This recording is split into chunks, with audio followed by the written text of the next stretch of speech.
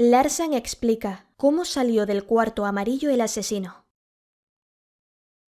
Entre el cúmulo de papeles, documentos, recortes de diarios, piezas judiciales de que dispongo, relacionadas con el misterio del cuarto amarillo, se encuentra un trozo de lo más interesante. Es el relato del famoso interrogatorio de los interesados, efectuado aquella tarde, en el laboratorio del profesor Stangerson, ante el juez de la Sûreté. Fue escrito por Melein, el actuario, que, también como el juez, se dedicaba a ratos perdidos a la literatura.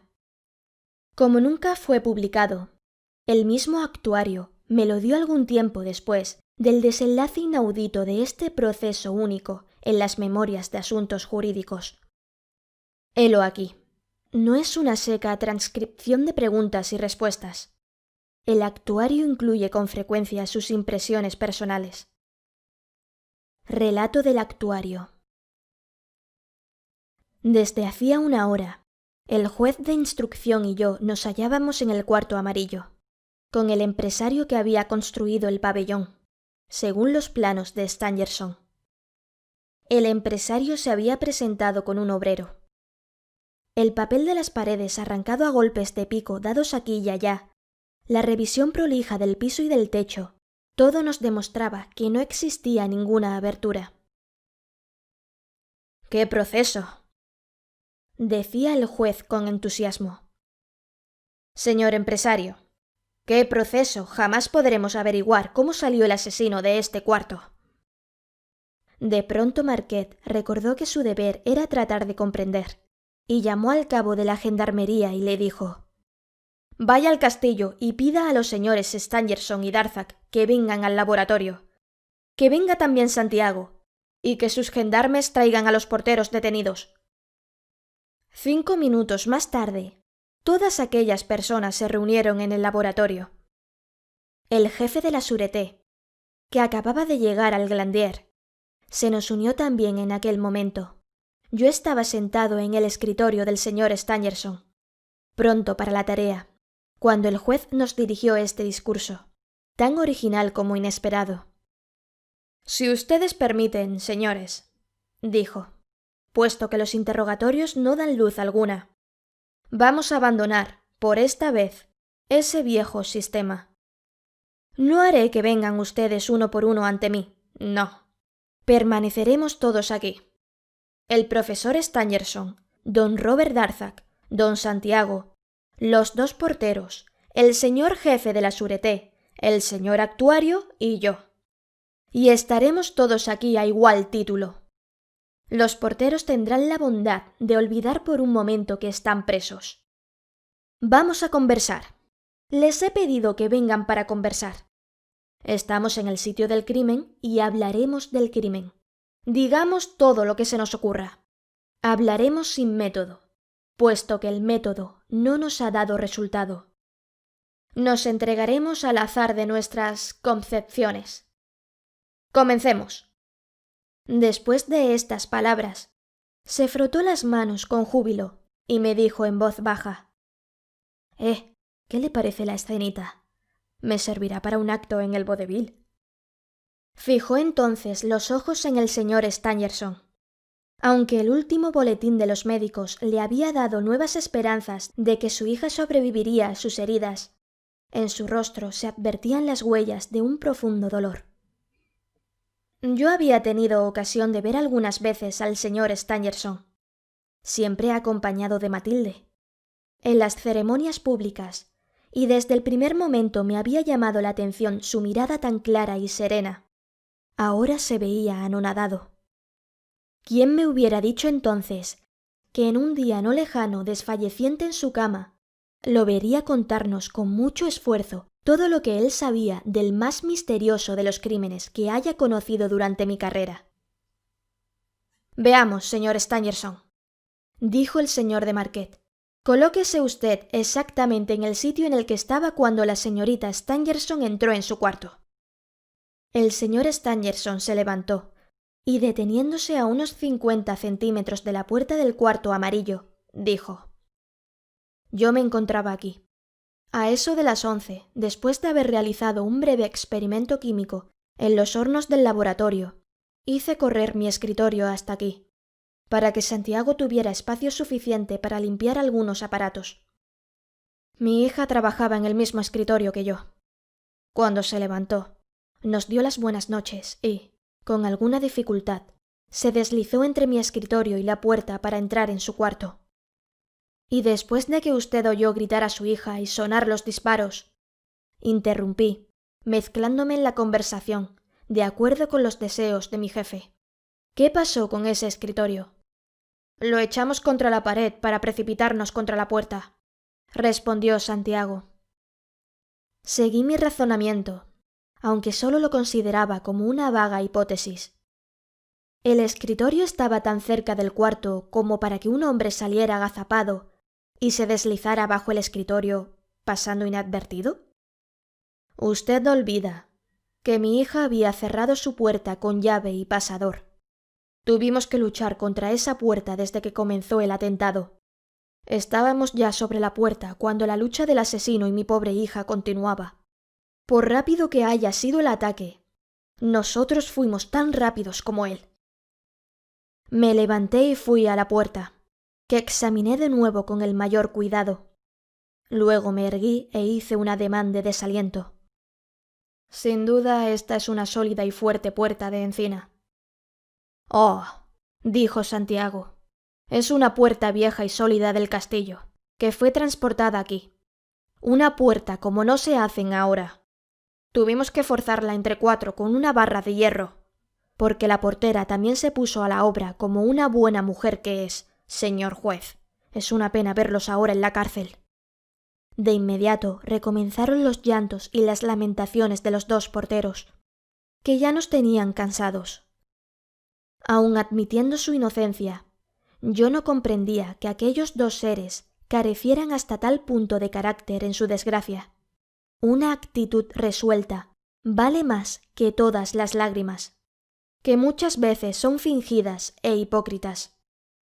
«Oh», exclamó el señor de Marquet, «les vuelvo a repetir que basta de lamentos y que es mejor para ustedes decir qué hacían en el momento del atentado, porque ustedes estaban cerca del pabellón cuando Santiago los encontró».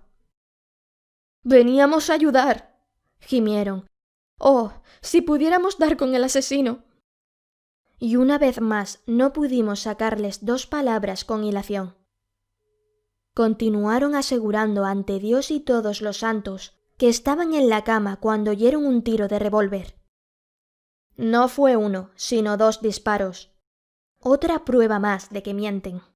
Si oyeron un tiro, tienen que haber oído el otro. Por Dios, señor juez, oímos solo el segundo, que nos despertó. Que los tiros fueron 2, no cabe duda, intervino Santiago. Yo estoy seguro de que todos los cartuchos de mi revólver estaban intactos. Hemos encontrado 2 cartuchos quemados, 2 balas, y hemos oído 2 tiros detrás de la puerta. ¿No es cierto, señor Stangerson? Sí, dijo el profesor. 2 tiros de revólver, sordo el primero y el otro muy violento. ¿Por qué insisten ustedes en mentir?, exclamó el señor de Marquet, volviéndose hacia los porteros. Todo prueba que ustedes estaban afuera, cerca del pabellón, en el momento del drama. ¿Qué estaban haciendo ustedes? ¿Por qué no quieren decirlo? Ese silencio demuestra la complicidad. Además, personalmente, no me puedo explicar la fuga del asesino sino mediante la ayuda de 2 cómplices. Mientras el señor Stangerson corría a auxiliar a su hija, el portero y su mujer facilitaban la fuga del miserable, que se deslizaba tras de ellos, llegaba hasta la ventana del vestíbulo y saltaba al parque. Luego, el portero volvió a cerrar la ventana y los postigos. Porque los postigos no se han cerrado solos. O es lo que yo pienso. Si alguien imagina otra cosa, que lo diga. El señor Stangerson intervino. Es imposible.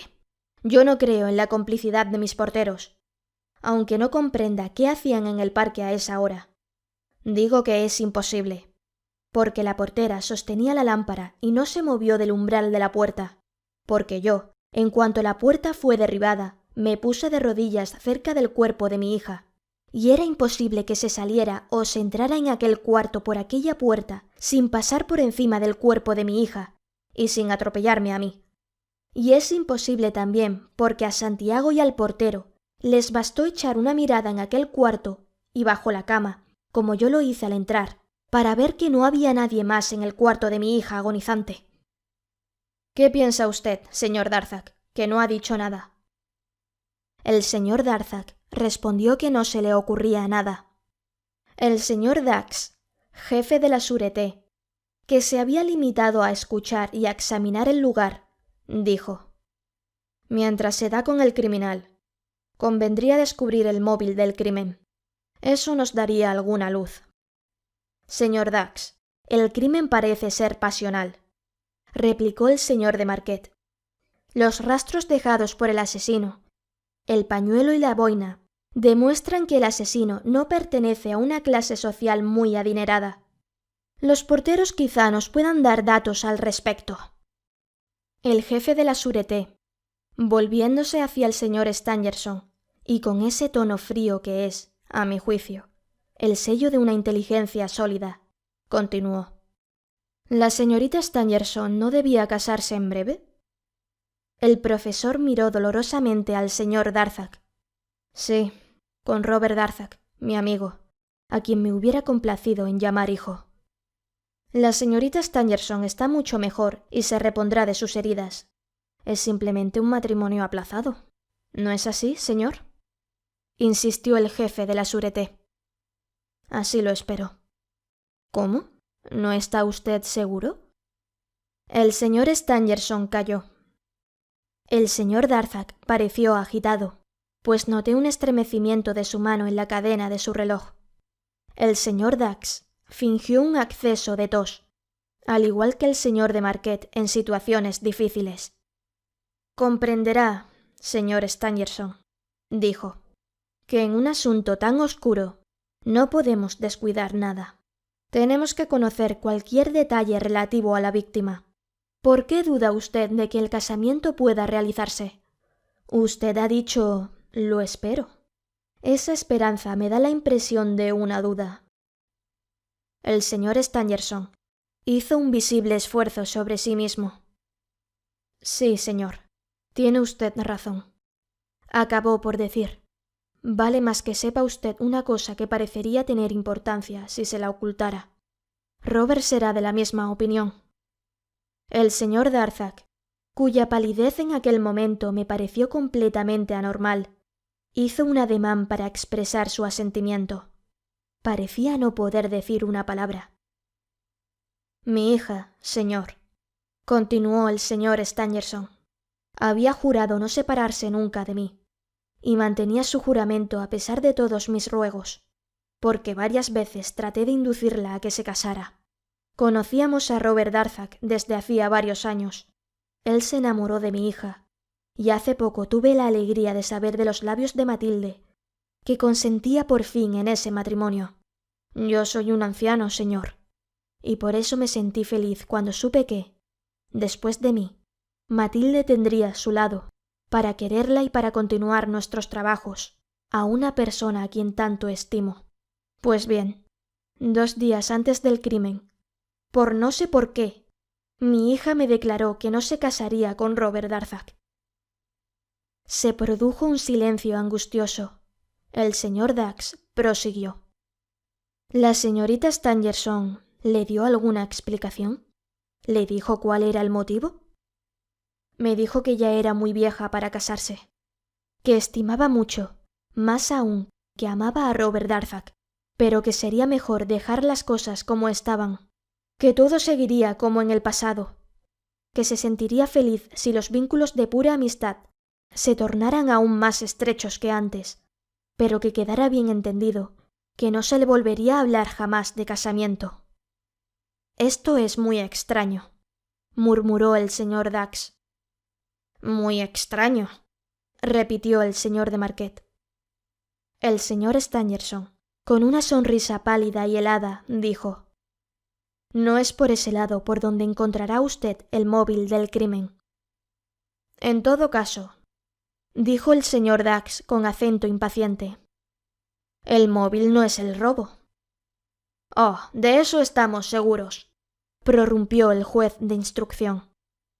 En aquel instante se abrió la puerta del laboratorio y el cabo de la gendarmería le entregó una tarjeta al señor de Marquet, quien lanzó una exclamación sorda. «Oh, esto sí que es inaudito», exclamó. «¿Qué cosa?», preguntó el jefe de la Sûreté. «La tarjeta de un joven reportero, el señor Joseph Rouletabille, en la que aparecen estas palabras: uno de los móviles del crimen fue el robo». «Ah, el joven Rouletabille», dijo el señor Dax sonriendo. «He oído hablar de él. Dicen que es muy ingenioso. Hágalo pasar, señor juez». Y se hizo entrar a Joseph Rouletabille. Yo lo conocí en el tren que nos había conducido aquella mañana a Epinay, cuando se metió, casi contra mi voluntad, en nuestro compartimento. Y la verdad es que sus maneras, y su desenfado, y su pretensión de comprender algo en un asunto en el que la justicia no entendía nada, me lo habían hecho antipático. Además, no me gustan los periodistas. Creen que todo les está permitido, y no respetan nada. Este parecía tener apenas unos 20 años. Comprendo que el diario en que escribe es influyente, y hay que tener buenas relaciones con él. Pero la verdad es que ese diario haría bien en no tomar redactores con biberón. El señor Joseph Rouletabille entró, pues, en el laboratorio, y nos saludó. «Usted pretende, señor», dijo el señor juez, «que conoce el móvil del crimen y que ese móvil, contra toda evidencia, sería el robo». «No, señor juez. Yo no pretendo eso. No digo ni creo que el móvil del crimen sea el robo». «Entonces, ¿qué significa esta tarjeta?» «Significa que uno de los móviles del crimen ha sido el robo». «¿En qué se basa usted?» «En esto. Si tienen ustedes la bondad de acompañarme». Lo seguimos al vestíbulo. Una vez allí, se dirigió al cuarto de baño y pidió al juez que se arrodillara a su lado. Aquel cuarto recibía luz a través de la puerta vidriera, y cuando ésta se encontraba abierta, la luz que penetraba lo iluminaba por completo. El señor juez y Rouletabille se arrodillaron en el umbral. El joven indicó un punto de una baldosa. «Las baldosas del lavatorio no han sido lavadas por don Santiago», dijo, «desde hace cierto tiempo. Eso se ve en la capa de polvo que las cubre. En ese sitio pueden observarse las huellas de 2 anchas suelas y rastros de esa ceniza negra que acompaña a todas partes el paso del asesino. Esta ceniza no es otra cosa que el polvo de carbón que cubre el sendero que hay que atravesar para venir directamente a través del bosque, de Epinay al Glandier. Usted sabe que en ese sitio hay una pequeña aldea de carboneros y que se fabrica el carbón y leña en gran cantidad. He aquí lo que ha debido hacer el asesino. Ha penetrado aquí al mediodía, cuando no había nadie en el pabellón. Perpetró su robo». «¿Qué robo? ¿Dónde ve usted el robo? ¿Qué prueba tiene?», exclamamos todos a la vez. «Lo que me puso en el rastro del robo», continuó el periodista. «Es esto», interrumpió el señor de Marquet, siempre de rodillas. «Evidentemente», dijo Rouletabille, y el señor de Marquet explicó que había, en efecto, en el polvo de las baldosas, al lado del rastro de las 2 suelas, otro rastro fresco de un pesado paquete rectangular, y era fácil distinguir la señal de las cuerdas que lo ataban. «Pero entonces usted ya había estado aquí, señor Rouletabille. Sin embargo, yo le había ordenado a Santiago que no dejara entrar a nadie. Había confiado en él». «No reprenda usted a Santiago. Yo entré aquí gracias al señor Darzac». «Ah», exclamó el señor de Marquet, descontento, y echó una mirada de soslayo al señor Darzac, que permanecía siempre silencioso. Cuando vi el rastro del paquete al lado de las huellas de las suelas, no dudé más del robo. Prosiguió Rouletabille. El ladrón no vino con un paquete. Hizo aquí el atado, con los objetos robados, sin duda, y lo depositó en este rincón, con el propósito de recogerlo en el momento de huir. También depositó al lado del paquete sus pesados zapatos, porque, mire usted, ningún rastro de pasos conduce a este calzado, y las suelas están una al lado de la otra, como zapatos en descanso y sin los pies adentro. Así se comprende que el asesino, cuando huyó del cuarto amarillo, no dejara ningún rastro de sus pasos en el laboratorio ni en el vestíbulo. Después de haber penetrado con su calzado en el cuarto amarillo, se lo quitó sin duda, porque lo incomodaba o porque quería hacer el menor ruido posible. El rastro de su paso de ida a través del vestíbulo y del cuarto de baño ha sido borrado por el lavado subsiguiente de Santiago. El asesino, después de que se quitó el calzado, lo colocó en el umbral, porque en el polvo del cuarto de baño no hay rastros de pies desnudos, o con medias o con otro calzado. Depositó, pues, sus zapatos al lado del atado. En ese momento ya estaba hecho el robo. Luego el hombre vuelve al cuarto amarillo y se mete bajo la cama, donde el rastro de su cuerpo es perfectamente visible en el piso y en la estera, que en ese punto está ligeramente arrollada y muy arrugada. Unas briznas de paja frescas atestiguan igualmente el paso del asesino bajo la cama. Sí, eso lo sabíamos, dijo el señor de Marquet. Esa vuelta bajo la cama prueba que el robo, prosiguió aquel sorprendente joven periodista, no era el único móvil de la venida del hombre. No me digan ustedes que se refugió allí enseguida, advirtiendo por la ventana del vestíbulo que el señor y la señorita Stangerson se disponían a regresar al pabellón. Le era mucho más fácil trepar al altillo y, oculto allí, esperar la ocasión de escaparse, si su propósito hubiera sido solamente huir. No. Era necesario que el asesino estuviera en el cuarto amarillo. Eso está muy bien, joven, intervino el señor Dax. Mis felicitaciones. Y si no sabemos aún cómo se escapó, ya seguimos paso a paso su entrada aquí y vemos lo que ha hecho. Ha robado, pero ¿qué ha robado? Cosas extremadamente preciosas, respondió el reportero. En aquel momento oímos un grito que partía del laboratorio. Nos precipitamos allí y nos encontramos con el señor Stangerson que, con los ojos despavoridos, nos mostraba una especie de mueble biblioteca que acababa de abrir y que estaba vacío. Y, dejándose caer en un amplio sillón ante el escritorio, exclamó: «Otra vez más he sido robado. Por favor», agregó mientras una pesada lágrima rodaba por su mejilla. «No digan una palabra de esto a mi hija. Se apenaría más que yo todavía. ¿Qué importa al fin y al cabo, con tal de que ella viva?» «Vivirá», dijo con un acento extrañamente conmovido el señor Darzac. «Y encontraremos los objetos robados», dijo el señor Dax. «¿Qué había en ese mueble?» 20 años de mi vida, respondió sordamente el ilustre profesor. O más bien de nuestra vida, de mi hija y de la mía. Sí, nuestros más preciosos documentos, las relaciones más secretas sobre nuestros trabajos. Desde hace 20 años estaban encerrados ahí. Era una verdadera selección entre los documentos de que esta pieza está llena. Es una pérdida irreparable para nosotros, y me atrevo a decir, para la ciencia.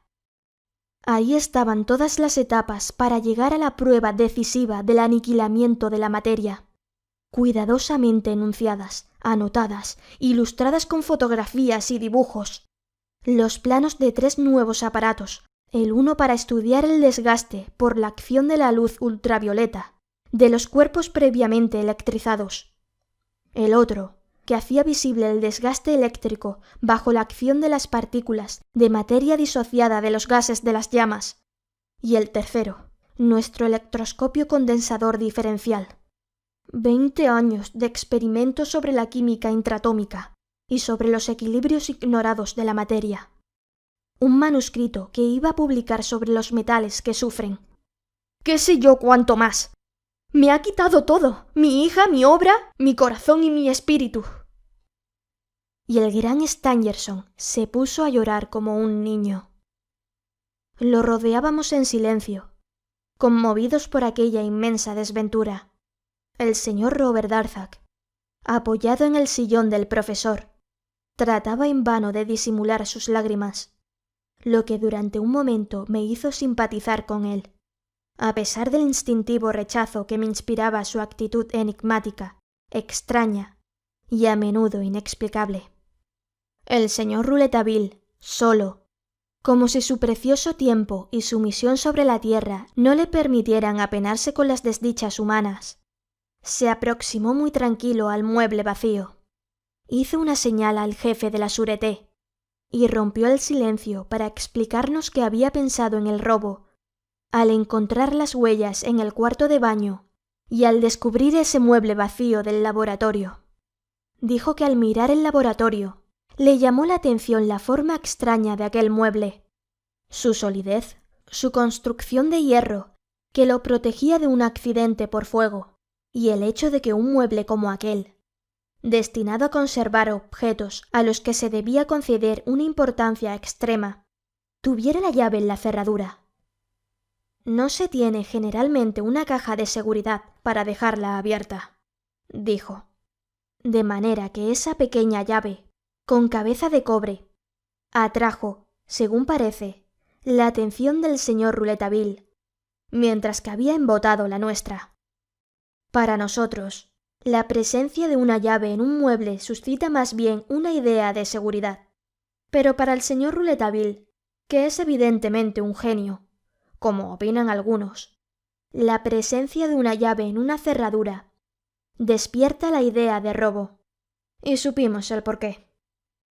Pero antes de decir esto, debo observar que el señor de Marquet me pareció perplejo.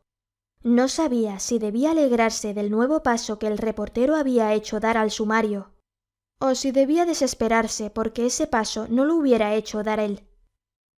Pero el señor de Marquet triunfó sobre sí mismo y unió sus felicitaciones a las del señor Dax.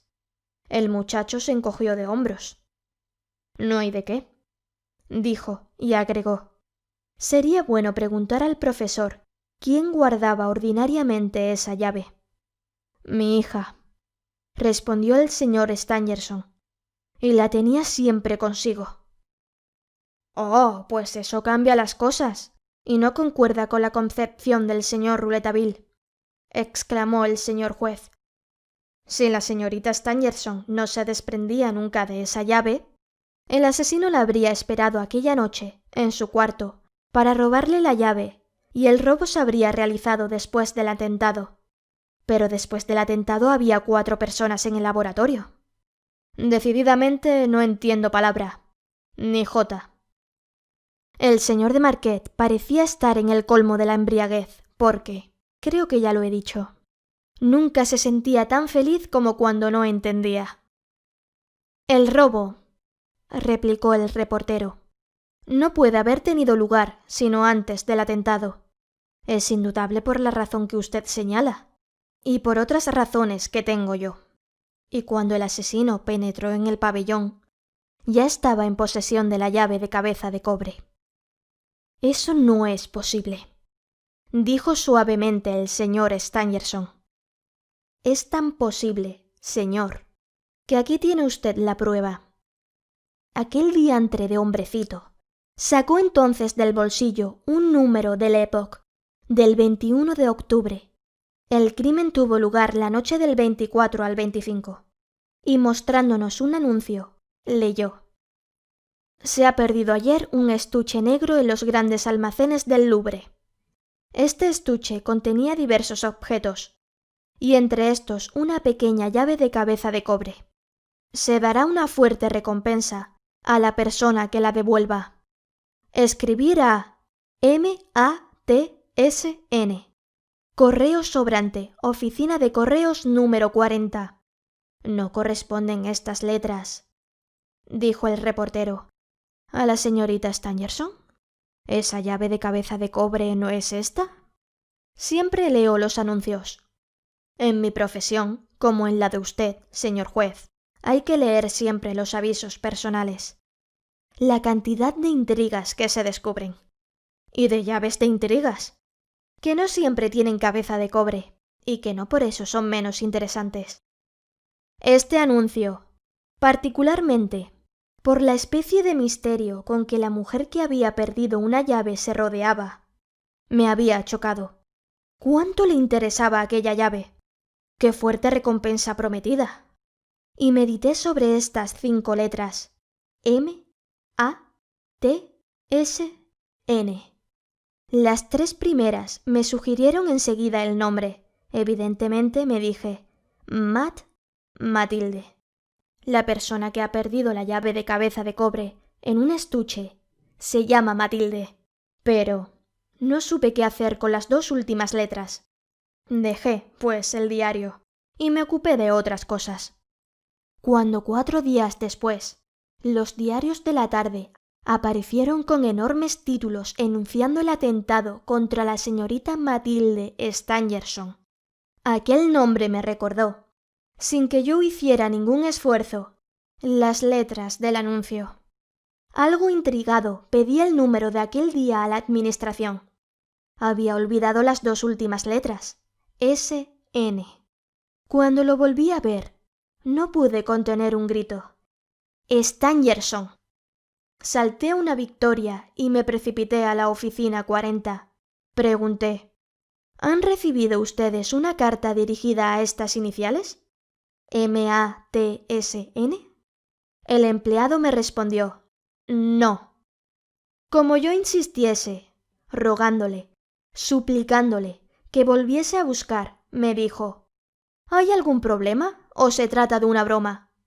Pues sí, aquí llegó una carta para las iniciales que usted dice, pero la entregué hace 3 días a una señora que la reclamó, y usted viene a reclamarme a su vez esa carta.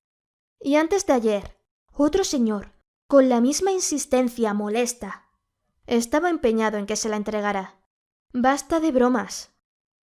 Quise interrogar al empleado respecto de las 2 personas que habían reclamado la carta, pero, sea que quisiera escudarse en el secreto profesional, le parecía quizá que había hablado más de lo necesario. Sea que estuviese fastidiado por una broma posible, no quiso decirme una palabra más. Rouletabille calló. Callamos todos.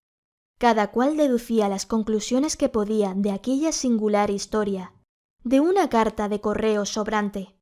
En efecto, parecía que ahora se contaba con un hilo sólido, por medio del cual se podría seguir este asunto intangible. El señor Stangerson dijo, «Es casi seguro que mi hija perdió esa llave, y no quiso decírmelo para evitarme una inquietud. Por eso pidió o a la que la hubiera encontrado, que le escribiera al correo. Temía dar nuestra dirección, pues yo me habría enterado de la pérdida de la llave. Esto es muy lógico y muy natural, porque ya fue robada antes, señor». «¿Cuándo?», preguntó el jefe de la Sûreté. «Oh, hace varios años, en América, en Filadelfia.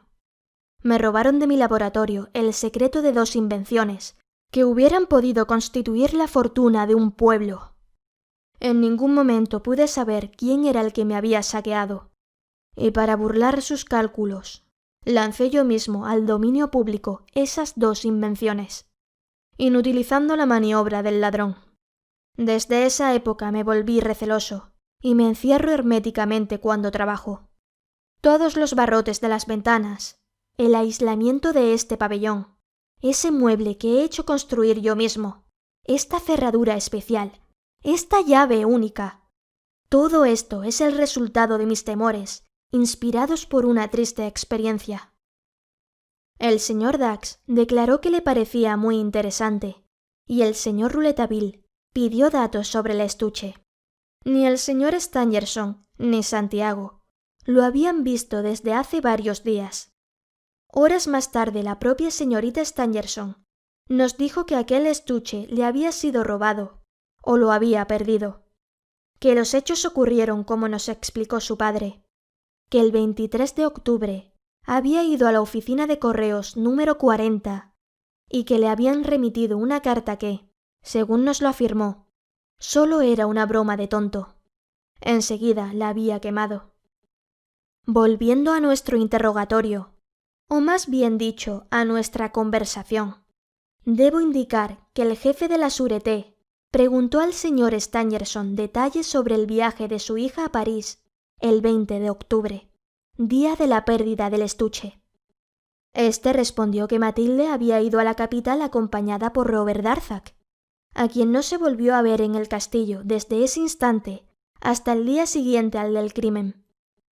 El hecho de que el señor Darzac estuviese junto a la señorita Stangerson en los almacenes del Louvre cuando desapareció el estuche no podía pasar inadvertido y llamó fuertemente nuestra atención. Esta conversación entre magistrados, presos, víctimas, testigos y periodistas iba a terminar cuando se produjo un verdadero golpe teatral, muy del agrado del señor juez. Un gendarme entró a decir que Frederick Larsan pedía que se le permitiera entrar, lo que le fue concedido. Entró inmediatamente, llevando en la mano un par de zapatos ordinarios llenos de barro, que dejó caer en el piso del laboratorio. «Estos son los zapatos del asesino. ¿Los reconoce usted, don Santiago?» Santiago se inclinó sobre los chanclos y, lleno de estupefacción, reconoció unos zapatos viejos suyos que había tirado hacía algún tiempo a la basura, en un rincón del desván. Estaba tan turbado que tuvo que sonarse la nariz para disimular la emoción. Entonces, indicando el pañuelo que utilizaba Santiago, Frederick Larsan dijo: «Ahí tienen ustedes un pañuelo igual al que se encontró en el cuarto amarillo». «Ah, ya lo sé», dijo Santiago, «casi son iguales». «Por último», continuó Frederick Larsan, «la vieja boina encontrada igualmente en el cuarto amarillo bien pudiera haber cubierto en otro tiempo la cabeza de Santiago. Todo esto prueba, señor jefe de la Sûreté y señor juez». «No se asuste, viejo», dijo volviéndose hacia Santiago, que desfallecía. «Todo esto prueba, en mi opinión, que el asesino ha querido disfrazar su propia personalidad. Lo ha hecho de una manera muy grosera, o que al menos así nos parece. Porque estamos seguros de que el asesino no es Santiago, que no se separó del señor Stangerson. Pero imagínense que aquella noche el señor Stangerson no hubiera prolongado la velada, que después de haberse separado de su hija, se hubiera marchado al castillo, que la señorita Stangerson hubiera sido asesinada, cuando no había nadie en el laboratorio y Santiago dormía en el altillo. No habría habido duda para nadie de que el asesino era Santiago. La suerte suya es que el drama estalló antes de tiempo. Sin duda el asesino, a causa del silencio que reinaba al lado, creyó que el laboratorio estaba vacío y que había llegado el momento de proceder. El hombre que ha podido introducirse tan misteriosamente aquí y tomar tales precauciones contra Santiago es, sin duda alguna, un familiar de la casa. ¿A qué hora exactamente se introdujo aquí? ¿A mediodía? ¿Por la tarde? No sabría decirlo. Alguien familiarizado con las personas y cosas de este pabellón ha debido entrar en el momento oportuno en el cuarto amarillo. ¿No pudo entrar, sin embargo, cuando había gente en el laboratorio?, preguntó el juez. «Disculpe usted, ¿en qué nos fundamos?», replicó Larsan. «Recuerde que el profesor y su hija comieron en el laboratorio con el consiguiente ir y venir del personal del servicio. Entre las 10 y las 11 hubo un experimento de química que mantuvo junto a los hornos al señor Stangerson, a su hija y a Santiago. En ese rincón de la alta chimenea. ¿Quién nos dice que el asesino, un familiar, no ha aprovechado ese momento para deslizarse en el cuarto amarillo, después de haberse quitado los zapatos en el cuarto de baño?» Eso es poco probable, dijo el señor Stangerson. Sin duda, pero no es imposible. De modo que no afirmo nada. En cuanto a la salida, es otra cosa. ¿Cómo pudo huir el asesino? Lo más naturalmente del mundo. Frederick Larsan guardó silencio un momento, que nos pareció muy largo. Esperábamos que hablara, con un acaloramiento bien comprensible. No he entrado en el cuarto amarillo, prosiguió Larsan, pero me imagino que deben tener ustedes la certidumbre de que solo se puede salir de él por la puerta. Luego, el asesino tiene que haber salido por la puerta. Puesto que es imposible de que sea de otra manera, debe de ser de ese modo. Cometió el crimen y salió por la puerta. ¿En qué momento? En el momento en el que le era más fácil. En el momento en que es más explicable. Tan explicable que no cabe otra aclaración. Examinemos, pues, los momentos que han seguido al crimen. Hay un primer instante. Ante la puerta se encuentran el señor Stangerson y Santiago, prontos para cerrarle el camino. Hay un segundo momento. Santiago se ausenta unos instantes, y el señor Stangerson se encuentra solo frente a la puerta. Hay un tercer momento. El portero se reúne con el señor Stangerson. Hay un cuarto momento. Delante de la puerta se encuentra el señor Stangerson, el portero, su mujer y Santiago. Hay un quinto momento. La puerta es derribada y el cuarto amarillo es invadido. El momento en que la fuga es más explicable es el instante mismo en que hay menos personas delante de la puerta. Existe un momento en que solo el señor Stangerson se queda frente a la puerta. A menos que se admita la complicidad de silencio de Santiago, cosa que no creo, porque él no habría salido del pabellón para ir a examinar la ventana del cuarto amarillo si hubiera visto abrirse la puerta y salir al asesino. La puerta, pues, solo se abrió ante el señor Stangerson, y el asesino salió. Para eso tenemos que admitir que el señor Stangerson tenía razones poderosas para no detener o para no hacer detener al asesino, puesto que lo dejó pasar al vestíbulo y escapar por esa ventana, que cerró después de la fuga. Hecho esto, como Santiago iba a volver y era preciso que encontrara todo en orden, la señorita Stangerson, horriblemente herida, tuvo, sin embargo, la fuerza alentada, sin duda por el pedido de su padre, de volver a cerrar la puerta del cuarto amarillo con llave y pasador, antes de caer moribunda sobre el piso. No sabemos quién ha cometido el crimen. No sabemos de qué miserables son víctimas el señor y la señorita Stangerson, pero no cabe duda de que ellos lo saben. Ese secreto debe de ser terrible, para que el padre no haya vacilado en dejar a su hija agonizante detrás de aquella puerta que ella volvió a cerrar. Terrible, para que haya dejado escapar al asesino. Pero no hay otro modo de explicar en el mundo la fuga del asesino del cuarto amarillo. El silencio que siguió a esta explicación dramática y luminosa tenía algo de angustioso. Todos sufríamos por el ilustre profesor, acorralado por la implacable lógica de Frederick Larsan, a fin de que confesara toda la verdad de su martirio o de que callara, confesión más terrible aún. Vimos ponerse de pie a aquel hombre y extender la mano con un gesto tan solemne que nos sobrecogió. Entonces, pronunció con voz vibrante estas palabras que parecieron agotar todas sus fuerzas. Juro sobre la cabeza de mi hija moribunda que no me aparté de aquella puerta desde el instante en que oí el llamamiento desesperado de mi hija, que aquella puerta no se abrió mientras yo estaba solo, y que, cuando penetramos en el cuarto amarillo, 3 sirvientes y yo, el asesino ya no estaba allí. Juro que no conozco al asesino. Debo decir que, a pesar de la solemnidad de aquel momento, ¿no creíamos en la palabra del señor Stangerson? Frederick Larsan acababa de hacernos entrever la verdad, y no era cosa de dejarla escapar enseguida. Cuando el señor de Marquet anunció que la conversación había terminado y nos disponíamos a salir del laboratorio, el joven reportero Rouletabille Se aproximó al señor Stangerson, le tomó la mano con el mayor respeto, y oí que le decía: «Yo le creo a usted, señor». Hasta aquí el relato del señor Maleine, actuario del tribunal de Corbeil. Todo lo que ocurrió en el laboratorio me fue también fielmente referido por el propio Rouletabille.